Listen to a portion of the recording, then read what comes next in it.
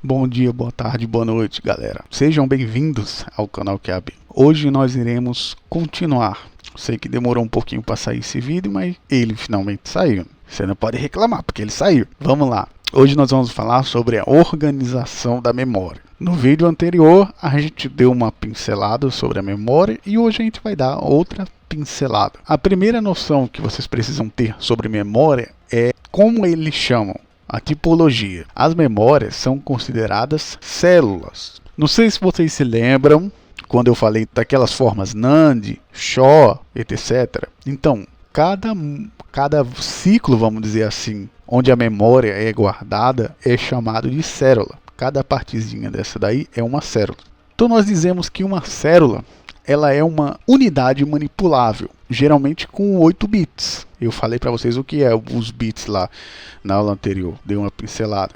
E esse conjunto de 8 bits formam um byte, tá ok? Que é, aqui eu mostrei uma representação do que seria um byte, um exemplo aqui de um byte, é isso daqui. Então isso aqui é a mesma coisa de uma célula dentro da memória, beleza? Hoje em dia nós estamos na casa de bilhões de células para construir as memórias mais fodidas que a gente tem hoje. DDR5, DDR4, essas daí são bilhões de células, bilhões desses 8 bits aqui. As células, elas são divididas por linhas, onde existe a alta ordem e a baixa ordem. Por exemplo, a da esquerda aqui é a alta ordem, que é essa parte aqui. Essa parte aqui é considerada a baixa ordem na memória. Existe essa divisão. E cada célula possui o seu endereço, o chamado endereço, que é onde ela está.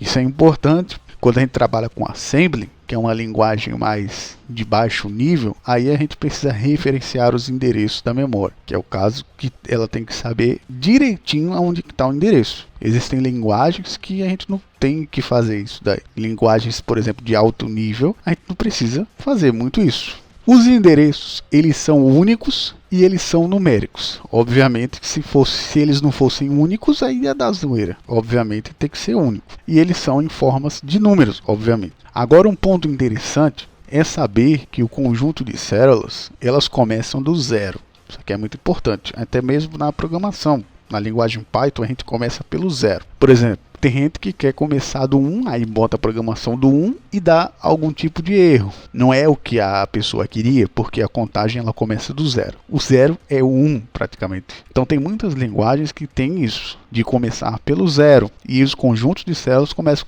com zero. Por exemplo, a gente geralmente começa a contar do 1, 2, 3, 4 e aí vai. Agora, tem algumas linguagens que começam 0, 1, 2, 3. Aí, para você referenciar direito, você tem que saber que existe. O zero conta. E nas células aqui, elas contam. Na linguagem Python também conta. Começa contando do zero. Aqui é uma outra vantagem do endereço ele ser conhecido. É o acesso aleatório. Como, por exemplo, na memória RAM. A memória RAM ela tem um acesso aleatório.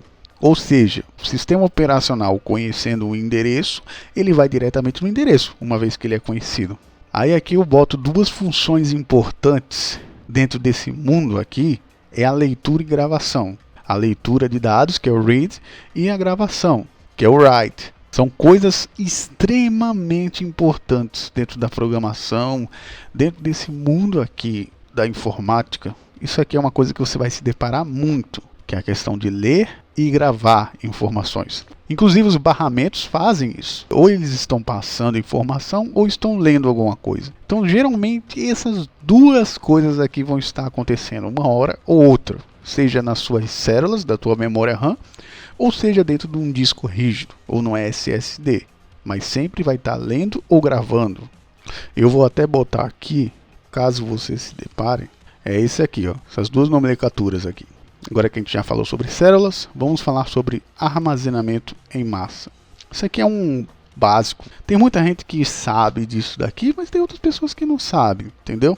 A ideia aqui do QAB é pensar que você não sabe. A ideia aqui é de uma pessoa que não sabe até uma pessoa que já tem uma noção. Por isso que os conceitos aqui são extremamente básicos, como por exemplo esse conceito de bit. O bit é a unidade, é como se fosse o átomo da computação, o bit. É o mínimo divisor aqui da coisa. Aí quando a gente tem 8 bits, como eu já mostrei para você, a gente tem 1 byte. Geralmente a gente usa mais bytes hoje em dia porque os arquivos são enormes. Então nem se conta mais os bits, geralmente. Porque os sistemas se tornaram extremamente mais complexos. Mas só que antigamente quando se inventou o byte, era só os videogames 8 bytes fodidos. Era foda. Aí do byte tem um novo conceito, que é o conceito de kilobyte. E o que é o kilobyte? O kilobyte, ele é o byte, vamos supor que é o byte elevado a décima potência elevada a 2. O 2 elevado a décima potência, vamos dizer assim. Eu fiz um exemplo aqui para vocês. Ó. O 2 elevado a décima potência dá esse valor aqui. Ó. E é um valor convencionado para a computação, porque é elevado à décima potência. Fica mais fácil a gente trabalhar com números elevados à décima potência. Mas só que não significa que vai dar 1000 fechado, vai dar 1024. Então foi convencionado que é muito melhor usar 1024, porque a gente pode fazer 2 elevado à décima potência para fazer os cálculos. Fica bem mais fácil. Então não é 1000 fechado. Então 1024 bytes é a mesma coisa de 1 kilobyte. Passando de 1024 kilobytes, nós temos o que nós chamamos de megabyte. 1 megabyte, que pode ser considerado 2 elevado a 20. Aqui nós temos o gigabyte, que é mais comum hoje em dia, tanto giga quanto tera, que é quando tem 1024 megabytes, que pode ser considerado 2 elevado a 30. E o terabyte, que é o mais usado, que é 1024 gigabytes, que é a mesma coisa de 2 elevado a 40. Então esse é o raciocínio básico que tem que se ter. Aqui eu fiz um exemplo para vocês de 2 elevado a 20. Olha o número que dá aqui. Ó. Esse número aqui, 2 elevado a 20, é o equivalente a megabyte. Agora, olha só, elevado a 30. Olha só um pouquinho da diferença de elevado a 30, como é que fica. Elevado a 30 são gigabytes. Então esse aqui é o termo correto de gigabytes. Então já deu para ter uma referência. Já dá para você ter uma referência mais ou menos sobre o que seria. Já deu para você entender que hoje em dia a gente já está na casa dos bilhões. E é isso que nós temos por hoje. Na próxima aula a gente vai continuar dissecando mais um pouquinho sobre a memória e outras coisas. A gente vai discorrer mais um pouquinho sobre isso. Então, até a próxima.